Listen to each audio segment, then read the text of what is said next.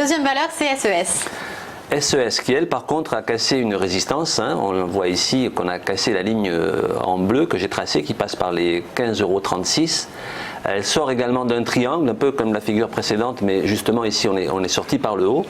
Et le fait d'avoir cassé aussi une oblique de long terme libère un potentiel. Et ce potentiel, on peut l'estimer, si on prend 100% de l'objectif théorique que nous donne cette figure, on pourrait atteindre, bon, encore une fois, à 100%, ce serait 18,22 €, mais on va tomber sur une résistance d'un peu plus long terme qui, elle, passe par les 50% de cet objectif, c'est-à-dire qu'il faudrait viser les 16,80 €.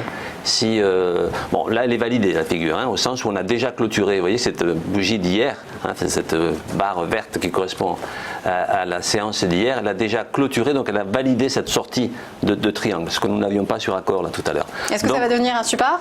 Ah, théoriquement, ça devient un support, effectivement. Le fait de l'avoir franchi à la hausse devient un support, c'est-à-dire que même si on venait à respirer ou à retracer aujourd'hui, ce qui n'est pas impossible, puisque tout ça, en ce moment, les marchés sont un petit peu fébriles, logiquement, le 15,38, c'est-à-dire la ligne qui était résistance, deviendrait support. Même si on l'enfonce un petit peu, ça n'invaliderait pas le fait que potentiellement, il est beaucoup plus probable qu'on continue à monter, alors, pas encore une fois dans les jours qui viennent, et à ce moment-là, on pourra viser, comme je l'ai dit, les 16,80 € qui correspondent à 50% du potentiel global de la figure.